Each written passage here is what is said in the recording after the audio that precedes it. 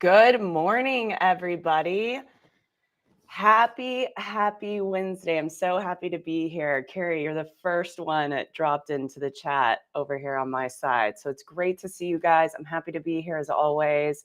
For anybody that's watching this that doesn't know who I am Jack Scott. I am the content creator for Outpost Gray, and I'm really excited to be here for Jerry. I think he's going back from his vacation. I think that's why he's traveling back. And I know that Eric Taylor is on the road. If you guys didn't see that, he's heading to a client site.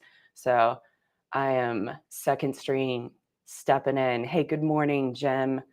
Super excited. So I don't know if you guys took a look at the cybersecurity headlines in advance. I did. I'm excited about today's news updates. It's going to be good. Hey, Bill. Good morning, you guys. Rich, what do you guys have planned for this week? Any good news? Any fun things happening? Weekend plans? I know that, gosh, what am I doing? It's Wednesday. It feels like when you go from a holiday, a 4-dayer, and then you roll back in, I feel like it's still you're still kind of lagging from the holiday from the week prior. I don't know if anybody else is like that. Oh yeah, by the way, I am wearing my Cybersecurity Central shirt. Thank you, Kimberly McKnight, for sending me this. I love this shirt. I wear it all the time. I don't think that Cybersecurity Central has gear yet. However, since we're on the gear talk, go to Simply Cyber and check out the merch over there. I've already bought, I think I bought like 3 I Love NIST shirts. One actually looks like this, so I'm really excited about it. And I got one of their crop tops. And I got a sticker. So, and he's got Team Replay, but if you guys are wanting Team Live, definitely let Jerry know. I'm really excited about the gear though. I'm glad my audio is working. I'm trying something new today, so hopefully it'll work. Once we kick it off here shortly, you guys let me know if you can hear it, if there's any issues with it. I keep trying to tweak it and make it a little bit better. Okay, so let me actually, I always forget to do this. Sorry, Eric Taylor, but really quick, kicking it off. For all the newbies, if this is your first time here, welcome to Simply Cyber. You have stopped in to the most amazing live stream in the morning. This is the daily cyber threat brief, where we meet every morning at 8 a.m. Eastern Standard Time to provide you updates on what's going on in the cybersecurity space. And we provide content on the cybersecurity headlines, which is a CISO series by David Spark and Sean Kelly and the team. So big thanks to those guys. If you're wanting to follow along, go to the CISO series. It'll provide you not only the video, the audio portion, but it'll also provide you all of the news reports that I will be pulling up here. So thanks again, Jerry, for letting me do this. The host of the show is Gerald Auger. Amazing individual. Definitely connect with him. So shout out really quick to our streams sponsor. If you guys don't know about them, definitely check them out. They're Barricade Cyber Solutions. Eric Taylor, he's probably not in chat today because he's actually on the client sites. Cyber criminals have stolen your company's data and derailed your business operations. But Barricade Cyber Solutions will help you resolve this ransomware attack and get your business back on track. So if that sounds like you, definitely reach out to Eric Taylor and his team over at Barricade Cyber Solutions. All right, so we're almost about 5 minutes in. I'm loving the chat. You guys, warms my heart. I love being on this end, but I also love being in YouTube with you all and sharing the enjoyment. So let's do it. Let's do it. I'm ready to get this going. So let's kick it off today. You guys let me know again if you can't hear the audio on this. I'm just going to play it from my computer. From the CISO series, it's cybersecurity headlines. We good? It's Wednesday, July 13th, 2022. FTC is cracking down on false claims of anonymizing data. On Tuesday, the FTC warned tech companies against making deceptive data anonymization claims. The FTC is especially focused on companies collecting user location information and passing it off to third parties. Acting Associate Director for the Commission's Privacy Division, Kristen Cohen, said, quote, significant research has shown that anonymized data can often be re-identified, especially in the context of location data, end quote. The FTC's warning follows President Biden's executive order, which urges the FTC to protect the privacy of consumers seeking out reproductive health services. The FTC is prepared to sue offenders, which could result in a U.S. court imposing civil penalties. So this is super interesting. I dug into this a little bit before the show. So really quick, data anonymization, what is it? It's done by creating basically a mirror image of a database and then implementing alteration strategies such as character stuffing, encryption, different types of terms, or character substitutions. And they do this to mask the individual data, but you can't completely, what this report is saying is it's challenging, or what Kristen was quoting is it's challenging to completely anonymize something where you're not trackable at all. One of the reasons because of that is if a threat actor or an individual is able to get your information from, say, one organization and a couple of other organizations, you can piecemeal it together. And now I've seen this done on a lower scale doing cyber threat intel. And I would get information from somebody and then I would triangulate their information or do reverse engineering of maybe a photo that I got. And I didn't have all their PII data, but then I was able to track the individual back. It doesn't always happen. It is possible. I have seen it happen. I've seen it done. So what this is about is that organizations are claiming that they can anonymize your data. So this particular report is really focused around what's taking place due to the Roe versus Wade. If anybody, it's maybe not in the US, may not know about it, but Roe versus Wade was recently overturned, and it was a law that protected women and gave us congressional rights to abortions in all of the states. Not that the states had to abide by it, but there was a federal law. When the Roe versus Wade was overturned, there was a trigger law that happened, meaning that states that were red, Republican states, immediately stopped providing abortions. And in doing so, what has happened, and this is what I've heard on different news reports, I guess they are tracking some of these phones, some of these women, and they are trying to leverage GPS location data on your phone to identify if you're going to a clinic, if you're going to certain areas that you shouldn't be going to that could be illegal. So that's what this is about. The FTC is stepping in. We'll see if anything comes of this. This is going to be something extremely hard, I feel like, to actually crack down on, but I don't think that this is going to go away. I think we're going to hear more stories about this right here, especially with how controversial the overturn of Roe versus Wade was. I think we're going to still see these in the news reports. TikTok halts privacy policy change in Europe. TikTok has paused a controversial privacy policy update in Europe, which was due to be rolled out today and would have stopped asking for user consent to be tracked for targeted advertising purposes. The Irish Data Protection Commission induced TikTok to pause rollout of the new feature so it could perform further analysis. The move follows Italian regulators raising concerns earlier this week that the planned switch potentially breaches their e-privacy directive in addition to GDPR. TikTok said, quote, "We believe that personalized advertising provides the best in-app experience for our community and brings us in line with industry practices, and we look forward to engaging with stakeholders and addressing their concerns." End quote. Hit that too early.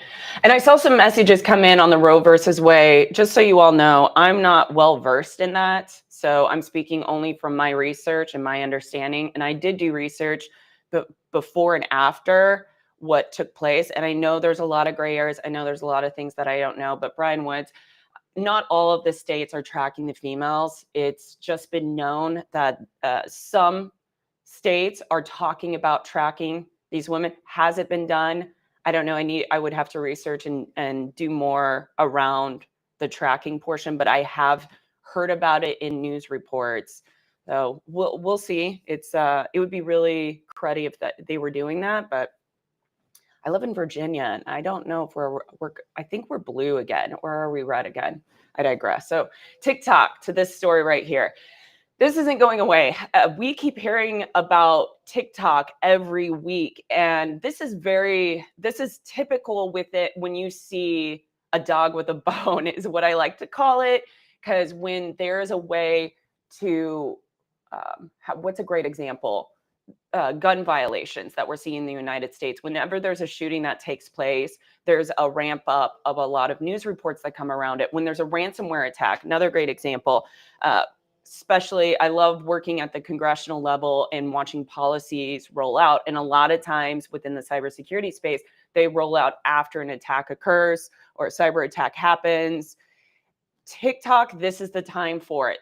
It's a dog with a bone right now. They're trying to figure out the parameters, the left and right limits of TikTok. Are they going to ban it? Are they not going to ban it? This isn't going to go away. This is really about just the overall policies. If Europe is going to approve TikTok's privacy policies, this one was where I researched it just briefly, where users can basically say, please don't track my information. If you have an iPhone, that you can select that for certain apps and ask them not to track you or not to collect your information. It's around those lines is what I was gathering from this, but there's going to be controversy around TikTok for a while. Either it's going to need to be acquired by, my opinion, I think it's going to need to be acquired maybe by another country, or it may need to revamp its security posture, but I don't think that's going to happen, or there needs to be another TikTok that emerges. And I know Eric said there was another company that was trying to do something similar, but this isn't going to go away. I'm interested to see kind of where it goes and where it merges into with TikTok. And if anybody uses TikTok, just be aware of the data that can be collected about you and be careful of the information that you're putting out there. I know a lot of people don't like it. It's going to be personal preference. Government contractor pays $9 million over whistleblower allegations. Aerojet Rocketdyne, who is a rocket contractor for the likes of DoD and NASA, has paid a $9 million settlement for misrepresenting its compliance with U.S. government security requirements. Brian Marcus, a former senior director of cybersecurity at Aerojet, alleged the company lied about its cybersecurity policies to win more contracts, adding that the company experienced data breaches in 2014 and 2015. Marcus filed the claim under the DOJ's False Claims Act Civil Cyber Defense Initiative, launched in October of last year. This was the first case in which a former employee attempted to bring action on a government's behalf for alleged cybersecurity fraud. Under the False Claim Act's whistleblower provisions, Marcus will receive $2.1 million of the settlement. Wow, he received, what was it, $2 million of the settlement. He gets 2.1 of the settlement. So you guys are all tracking this. In the United States, we have a program. I don't know if you would call it a program, but it's the whistleblowers, where you can make a claim if you have evidence that an organization, specifically in the federal space, is conducting malpractice, such as, and this report is primarily focused on their compliance within the federal space. And I'm actually really surprised that they were able to prosecute this company. This happened in 2015 when the individual came forward about this organization, made the claim, and now we can see, it's been quite a few years, and they were actually prosecuted. And the reason why I'm surprised is because there's been multiple claims that have come before the court on using the False Claims Act. And it's been really hard to actually identify that an organization was indeed knowingly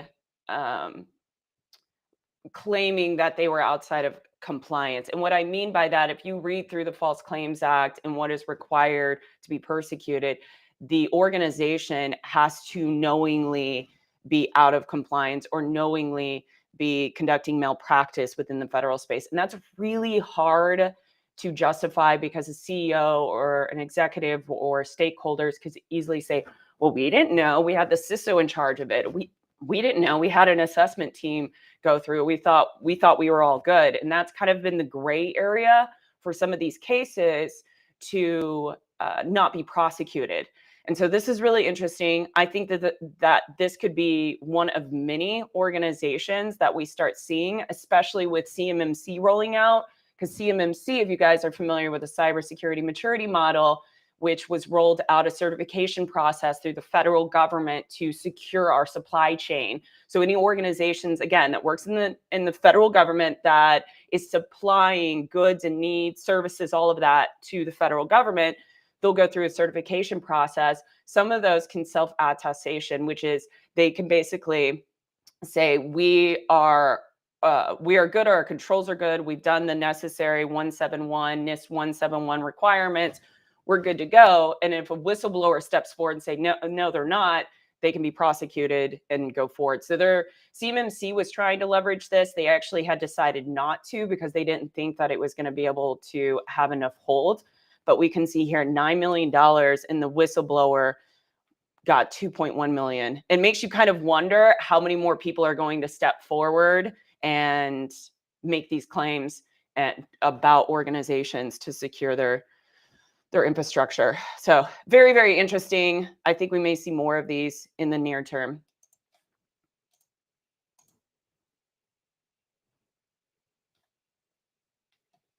I think it froze again. Why does it always do that? It did it last time on me too. Okay, let me reset this. Let's see if I got this right. To win more contracts, adding that the company experienced data breaches in 2014 and 2015. Marcus filed the claim under the DOJ's False Claims Act Civil Cyber Defense Initiative, launched in October of last year. This was the first case in which a former employee attempted to bring action on a government's behalf for alleged cybersecurity fraud under the False Claim Act settlement. Here we go. Cloud-based crypto mining attacks abuse GitHub and Azure services. Researchers from Trend Micro have detailed how attackers are leveraging GitHub Actions and Azure VMs to mine crypto. The researchers highlighted significant resource consumption costs, which they demonstrated using Monero Miner XM Rig, which spiked average system CPU utilization from 13% to 100%. In addition to slowing infrastructure performance, the spike also increased electricity costs from $20 up to $130 per month, or more than 600%, for a single cloud instance. These costs quickly multiply for many organizations that use multiple cloud instances. Okay, so crypto mining is not going to go away. This is a good situational awareness. If you work in an organization that is cloud-based, which most, if not all of us are, and you're in an area where you can check the CPU utilization, that's what I might do with this type of a report and just verify, is it higher than normal? Where this might be possible, because 13 to 100 on the CPU utilization rate, the average right here, that would be a huge spike for a small organization. I think you would see that right away, really just depending, I guess, on your cybersecurity maturity and your overall security team and how they're monitoring things. But I would think that you would see that. Where this could be successful in an attack like this or crypto mining would be a larger organization. I worked at a fintech firm. We had so many different things that were pulling at our CPU, so many different services that sometimes when data was getting, we had a I won't call it an incident, but we had a situation that happened where data was being pulled and it was being extracted out of an S3 bucket, and it'd been happening for 3 months. We come to find out it was human error. It was not an adversarial attacking us or pulling any data out. But what I found interesting is it was happening for 3 months. A large amount of data was being extracted, but we didn't notice it. And it wasn't because we weren't monitoring our network. We actually had a team that went in and we did active threat hunting. The problem was we have just so much noise. So it's something like this. I think going in, checking your CPU utilization, and then just making sure you have all of the security protocols in place for your S3 buckets and your Kubernetes. 95% of breaches that occur with Kubernetes S3 buckets is because of misconfiguration. And adversaries are knowing this and they're leveraging this. And that's what I'm reading from this report. So making sure that you're just going in and checking your security posture and your CPU utilization. But we're not going to see this go away. We're going to see crypto mining continue. Maybe it'll bring cryptocurrency back up. I know Gerald's like against cryptocurrency, but I definitely have a little bit of funds in there, but it'll go back up. Definitely go back up. And now we'd like to thank today's episode sponsor, EdgeScan. EdgeScan combines full stack coverage with integrated reporting and business level prioritization to deliver a single source of truth for your entire vulnerability management program with 0 false positives.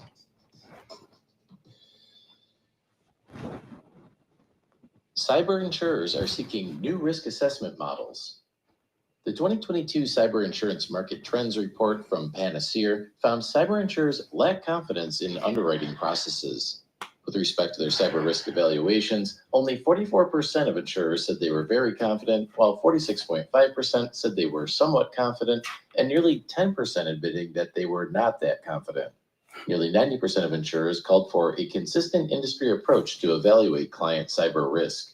US-based insurers indicated that they plan to request more detailed evidence of a client's security posture over the next 2 years, and that they were also likely to reduce their number of customers.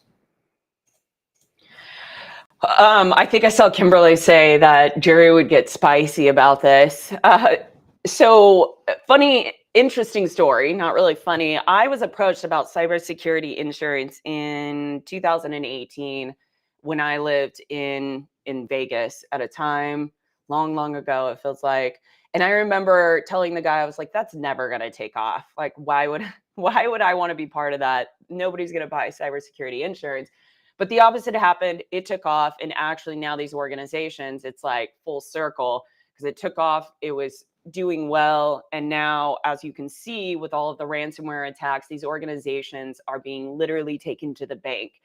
And one of the issues that they're having, and I talked to a broker, a cybersecurity broker about this to kind of understand what some of their challenges are and why these percentages are the way they are, is because it's hard when you go into an organization. It's, great example. It's like talking about the whistleblower and working in the federal space and how organizations can do self-attestation and say, nope, we're compliant, we're good to go. Well, that's what cybersecurity insurance used to do. They would take the word of the organization. Nope, we're good to go. Here is our assessment. Here's our report. We're going to get these things to you. And they trusted them, hey, you're good to go. And the next thing you know, they've got a substantial breach.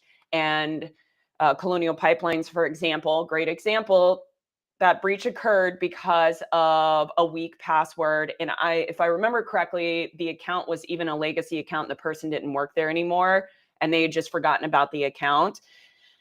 Regardless, that's what you see in a lot of attacks is, password management issue, or an individual having too many credentials, or maybe the individual doesn't work there anymore and the account has just been left for over a year and the account is still open. So adversaries leverage that. And cybersecurity insurance companies were like, okay, well, how do we combat this? So they started trying to do their own pen tests. And so what organizations will do is basically you'll put your information in to their database and they'll run a Nessus scan on you or an IMAP and just verify that your network is secure. So they started that, doing internal scanning so they didn't have to pay a substantial amount of money. Now what they're trying to do is you go to an insurance company, especially if you're a smaller firm, they will ask you to go and get an actual professional penetration test. They will sometimes even refer the vendor out to you.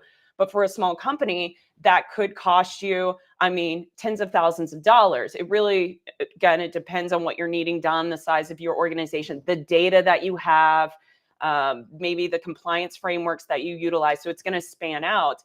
So you have to pay that. And now these insurance companies are increasing what their monthly rate is going to be for these organizations. So they're getting to a point, and even that's not working. They're still not feeling like the organization is secure, as we're seeing.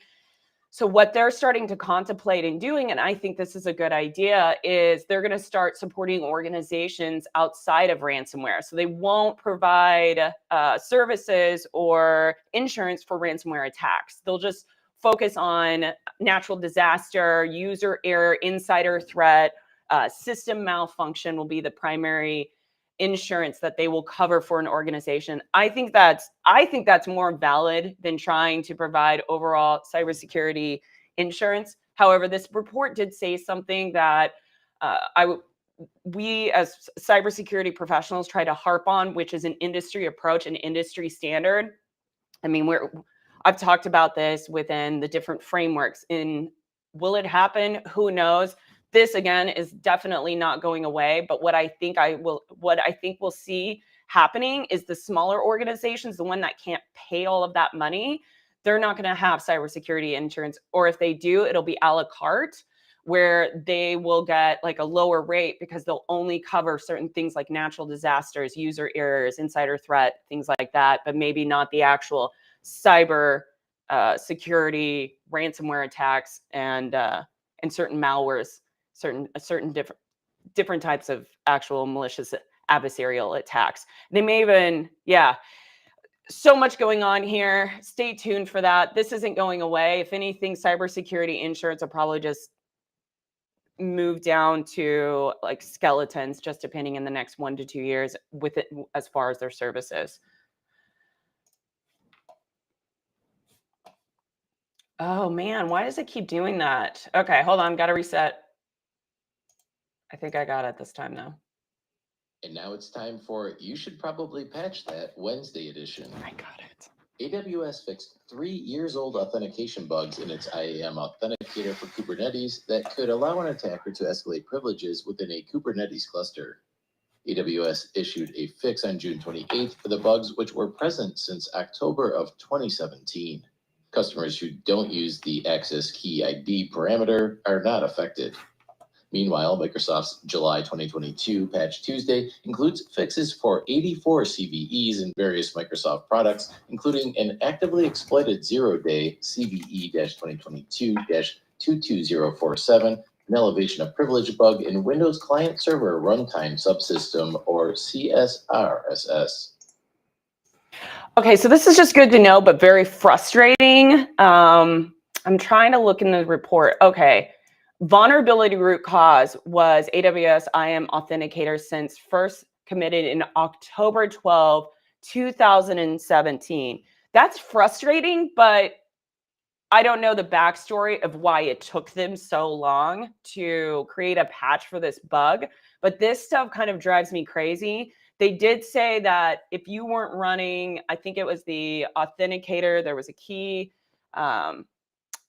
access key ID. So if you weren't running that, you weren't going to be impacted by this vulnerability. That's great news. I don't know what that actual authenticator plugin is. If maybe not running that makes you more vulnerable. It's a catch-22. Maybe anybody that's big into the cloud environment can help decipher that a little bit for me. The access key ID. I feel like if you're not using the access key ID, it's probably going to make you more vulnerable than if you are using it. And then now you're vulnerable because there's not a patch for a vulnerability that's been known since 2017. So stuff like this is frustrating in the space because adversaries know about this.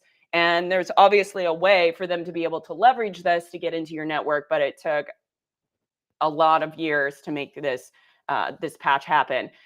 If I was you and you work in a cloud environment, I would check out and go and look at this CVE right here. I think this was one. Yep, security issues. That's the CVE 2022-2385.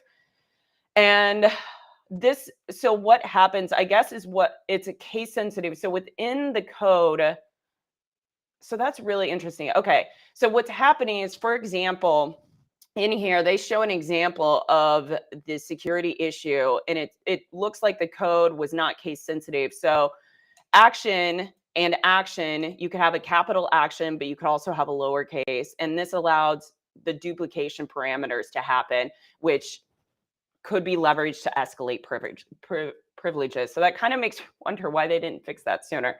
Again, not a huge cloud person, so a little outside my comfort zone in this area, but I understand kind of what's happening. Thank you, DJ BSEC, for sharing that link. All right. Hackers claim they caused a fire at an Iranian factory. This is A fun. hacking group called Predatory Sparrow said it is behind a cyber attack on an Iranian steelmaker 2 weeks back, causing a serious fire. To back up its claim, the group released a video that appears to be CCTV footage of the incident, showing factory workers fleeing the plant before a machine starts spewing molten steel and fire. The video ends with people pouring water on the fire with hoses. Predatory Sparrow says this was one of 3 attacks it carried out against Iranian steelmakers on June 27th in response to acts of aggression carried out by the Islamic Republic. The group has also started leaking data, including confidential emails it claims to have stolen from the companies. So this group, I've heard about this group before. I'm not heavy into cyber threat intel space. I mostly work in the GRC and compliance space, but I try to keep up with threat actor movements because it's critical. Working in cybersecurity, everything overlays. I know that this threat group has done a few different attacks to Iranian and government officials, different industries. And they recently did an attack. If it wasn't on the same day, it was around the same time, where they use street signs, so highway street signs that are electronic, so they can change the data on there. And they went on there and they started manipulating that data. This happened. This report, I saw it on a different site, and it was stating that the threat actors went out of their way to make sure that the area was safe before they initiated the attack. What I'm curious is how they initiated the attack. I think we're going to start seeing more of these come out, meaning more attacks that take place but impact our physical world. We saw, if you guys remember the hacker, I think it was a script kiddie that had tried but failed to add chemicals to the water supply out in Florida for the water treatment facility. I think it was Florida.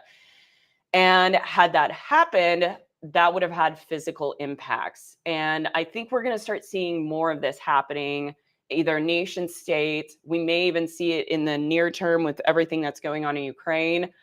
This is my assumption, being that I also wear a reserve military hat, so I pay attention to stuff like this. I've been talking about cyber attacks moving into this physical space for a while.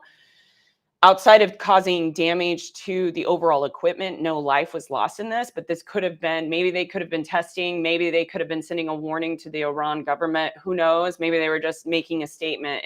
I believe it's an activist group as well. So they could have just been making a statement to the Islamic Republic. So really, really interesting. Stay tuned on this. Threaters are becoming more and more creative. And one of the areas where I have concerns, and we always ask cybersecurity professionals what keep you up at night. This does, especially targeting a grid or a national infrastructure in a country. This kind of stuff scares me, keeps me up at night. Not scares me, but definitely keeps me up at night. Flaws in Express LRS allow drone takeover. Researchers found that an attacker can leverage the high-performance open-source radio control link called Express LRS to hijack drone receivers. Using only a standard compatible transmitter, an attacker can use a combination of analysis and a brute force attack to discover the identifier. This is due to a security flaw in the binding phrase, which is built into the firmware compile time to bind a transmitter to a receiver. To help counter the weakness, the researchers recommend avoiding sending the UID over the control link and avoiding transmitting sequence generation data over the air, and finally, upgrading built-in MD5 to a more secure algorithm. Yeah, so updating MD5 would be the first thing that I would upgrade in this story. This isn't, in my opinion, not a huge cybersecurity story. It's focused on drones. I work in the electromagnetic spectrum. I'm a electronic warfare officer in the military. And so this was definitely, I'm like, oh man, this is pretty cool. I like this. I like the concept of what the adversaries are doing here. It's interesting. I kind of dug into it a little bit more to understand it. But basically, the best way of explaining it is there's a handshake between the receivers. And so what the adversaries are being able to do is go in, and because one of the reasons is because the encryption is an MD5, which if you're familiar with the encryption, MD5, it's a hashing algorithm that has been considered broken for, I think, nearly a decade. So it's on the lower end of encryption. And they're able to go in and collect information off of the data that's going back and forth between the handshakes. And they're able to get, I think it's about 70 to 75% of the, I think it's the UID, and then they can construct the rest of that, and they're able to brute force and then crack the protocol at that point in time. Why this is concerning, Express LRC protocol, I'm assuming I did quick research on this. It's one of the larger protocols utilized within drones. I would assume that government is using this within their drones. And a concern is, again, if an adversary is able to crack this and maybe the drone is carrying a missile or has collected information under surveillance, and the adversary is able to take control of that, maybe take control if it's a missile, or take that data that's being collected and then bring it back maybe to their home station, or they could break in and monitor the feed that's coming back off that drone. There's a myriad of different use cases that this would just be bad, bad, bad. Putting on my military hat, I'm just like, oof. But again, I don't have enough research on this to know where are the drones that have that Express LRC. Also, another thing on this, I think it mentioned it in here, it is an open source, so that you have that, you're always going to have that security risk. And you have to take that into consideration when you're using something that's open source. So hopefully seeing this and the individuals that own this open source code, they'll do the appropriate things, maybe just upgrading the encryption first and going from that. So this is really interesting. Hopefully it doesn't impact our battle space at all. And I think that's it. Yeah. Okay, so that concludes your top cyber news today. Thank you all for showing up. I need to make myself big. Bam. Again, if you guys don't know me, I am Jack Scott with Outpost Gray. I did ask Jerry if I could tell you all about a show that I will be producing and will publish on Friday. I'm really excited about it. It's a new show for Outpost Gray. It's going to be called Cyber Fed News Roundup. Basically what it is I am going to look at the top news of every week, starting on Monday, maybe a little bit on the weekend.